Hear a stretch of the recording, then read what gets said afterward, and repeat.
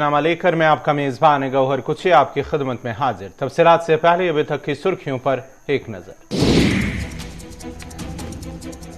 Corona का नया variant Omicron Hindustan में दाखिल। कर्नाटक में 2 मामलों की हुई तस्दीक। 29 ममालिक में अब तक 373 मामले दर्ज।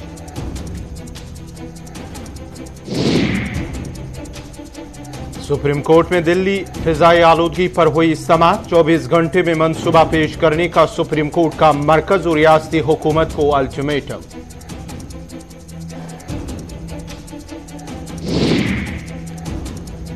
उमर अब्दुल्ला ने भारतीय जनता पार्टी पर लगाए इल्जाम। कहा सियासी मफादात के लिए भाजपा हदबंदी में कर रहा है मुदाखलत।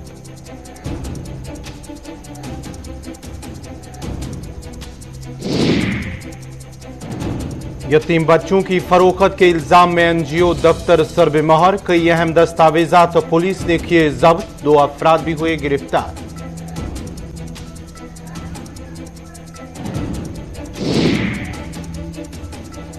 लाल चौक में फुटपाथ पर सामान रखने वाले दुकानदारों के खिलाफ एसएमसी की कार्रवाई। लोगों ने कार्रवाई पर एसएमसी का किया शुक्रिया अदा। कार्रवाई जारी रखने की जताई उम्मीद।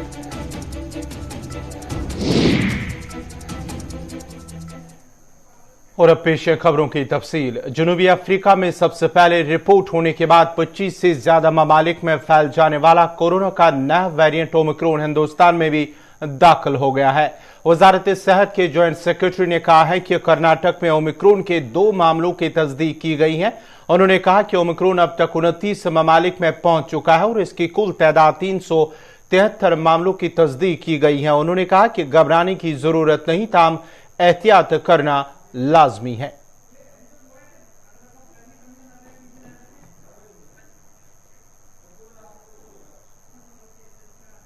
Cases of Omicron have been detected in Karnataka so far through the genome sequencing effort of INSACOG consortium of 37 laboratories established by the Ministry of Health. We need not panic, but awareness is absolutely essential. COVID appropriate behavior is required.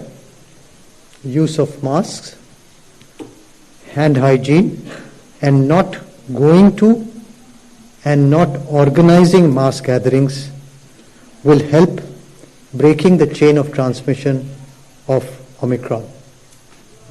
That is the first point.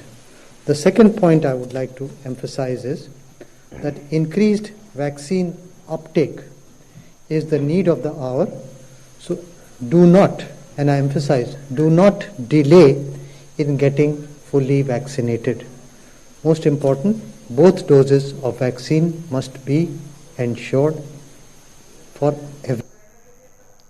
अक़वाम मुत्तहिदा के इंसानी हुकूक के high commission की जानिब से जम्मू कश्मीर पर दिए गए बयान के बाद भारत ने भी रद्द-ए-अमल जाहिर किया है। वजारत खारजा के तर्जुमान ने कहा है कि अक़वाम मुत्तहिदा की तरफ से कालादम मिलिटेंट तंजीमों को मुसल्लह ग्रुप करार देना इंसानी हुकूक के हाई कमीशन के दफ्तर की सतह पर मुतअब्बाना रवैये की वाज़िया अक्कासी करता है। वजारत खारजा के तर्जुमान बागची ने कहा है कि इंसानी हुकूक के हाई कमीशन की जानिब से फोर्सेस और पुलिस पर दिया गया बयान बेबुनियाद इल्जामात से बरा हुआ है। वाज़ेह है कि अक़वाम मुत्तहिदा के हाई कमीशन बराए इंसानी हुकूक के दफ्तर ने गुज़िश्ता रोज एक बयान जारी करते हुए कश्मीरी इंसानी हुकूक के कारकुन खुर्रम परवेज को की UAPA के तहत गिरफ्तारी पर गहरी तशवीश का इजहार किया। अक़वाम मुत्तहिदा के इदारे ने यह भी तजवीज़ किया है कि इस कानून में तरमीम की जानी चाहिए ताकि इसे बैनुल-अक़वामी इंसानी हुकूक के कानून और मयारात के मुताबिक बनाया जा सके। वाज़ेह है कि 23 नवंबर को NIA ने कश्मीरी इंसानी हुकूक के कारकुन खुर्रम परवेज को श्रीनगर में उनके दफ्तर और रिहाइशगाह पर छापे के बाद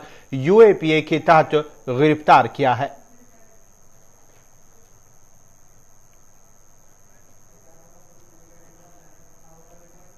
सुप्रीम कोर्ट ने दिल्ली में फिजाई आलूदगी के मामले पर आज समाअत के दौरान दिल्ली हुकूमत पर बरहमी का इजहार किया है। अदालती उज़्मा ने कहा है कि हम सनती और गाड़ियों से होने वाली आलूदगी पर संजीदा है। आप हमारे कंधे पर रखकर बंदूक नहीं चला सकते। स्कूल क्यों खुल रहे हैं? सुप्रीम कोर्ट ने मरकज और दिल्ली हुकूमत को 24 घंटों की डेडलाइन देते हुए कहा है कि या तो फिजाई आलूदगी को काबू करने पर कोई संजीदा मंसूबा पेश करे, नहीं तो सुप्रीम कोर्ट अपनी जानिब से कोई फैसला लेने पर मजबूर होगा।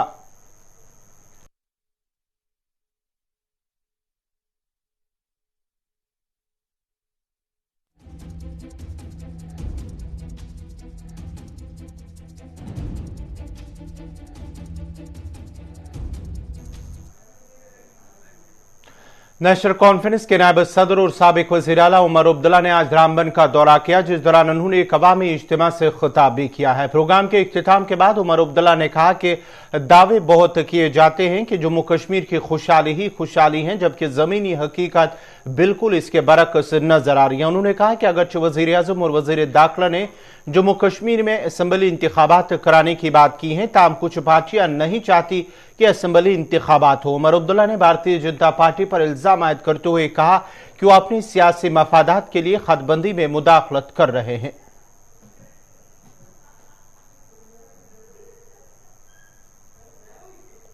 मुझे लोग परेशान दिखे, मुझे लोग मायूस दिखे, मुझे लोग नाराज दिखे। हाँ, कुछ लोग जिनका बहुत ही करीबी रिश्ता है बीजेपी के साथ, वो मौजूदा हालात से मुतमईन है, क्योंकि सारा कुछ उनके लिए ही किया जा रहा है आजकल। लेकिन जो आम लोग हैं, जिनका सियासत से या उस सियासी तंजीम से कोई लेना देना नहीं है, आज उनमें से कोई मुतमईन। क्या वाकई वज़ीर आज़म साहब ने खुद इंतखाबात की बात की 15 अगस्त, उसके बाद दिल्ली में जो मीटिंग हुई उसमें जो वज़ीर आज़म साहब ने अल्फाज इस्तेमाल किए, कहा दिल की दूरी और दिल्ली से दूरी, वो दोनों चीज़ें वो दूर करना चाहते हैं। हमने उनकी बात का खैर मकदम किया, वेलकम किया, और हम भी चाहते हैं कि दिल की दूरी और दिल्ली से जो दूरी है वो कम होना चाहिए। उसके बाद हाल ही में होम मिनिस्टर साहब आए, उन्होंने फिर इस बात को दोहराया कि डिलिमिटेशन के बाद वो इलेक्शन कराएंगे। लेकिन मैं जानता हूँ कि यहाँ कुछ लोग जो हैं वो इलेक्शन कराने के हक में नहीं हैं। अब देखते हैं कहाँ तक वो अपने साजिशों में कामयाब होंगे। 2011 के सेंसस के मुताबिक डेटा ड्रिवन जो है डिलिमिटेशन का एक्सरसाइज होना चाहिए। यहाँ पे एक शिकायत ये भी रही है लोगों की कि इसमें बीजेपी वाले बहुत ज़्यादा दखल दे रहे हैं और वो चाह रहे हैं कि कॉन्स्टिट्यूंसीज के नक्शे इस तरह बने ताकि सबसे ज़्यादा फ़ायदा बीजेपी को सियासी तौर हो। हम सिर्फ ये चाहते हैं, इसमें नेशनल कॉन्फ्रेंस का यही मौक़िफ़ है कि इसमें डेटा ड्रिवन और एक ट्रांसपेरेंट एक्सरसाइज होना चाहिए। उसके बाद लोगों का फैसला है वो क्या करें। पुलिस और सिविल इंतजामिया ने आज एक एनजीओ के दफ्तर को सील कर दिया है, जो मुबैना तौर पर कोविड-19 में यतीम बच्चों को गैर कानूनी तरीके से गोद लेकर उन्हें फरोख्त करने में मुलविस है। जनूबी कश्मीर के सांभूरा पुलवामा इलाके में ग्लोबल वेलफेयर चैरिटेबल ट्रस्ट के नाम से एनजीओ के दफ्तर पर आज पुलिस और इंतजामिया के अफसरान ने छापा मारा, जिस दौरान उन्होंने दफ्तर में कुछ अहम दस्तावेजात जब्त किए और दफ्तर को सील कर दिया।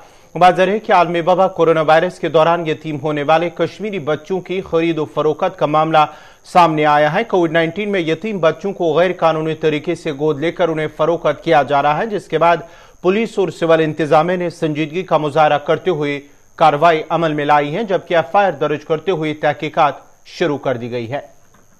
आपका बड़ी सांबर हूँ, मेरे पास कंप्लेंट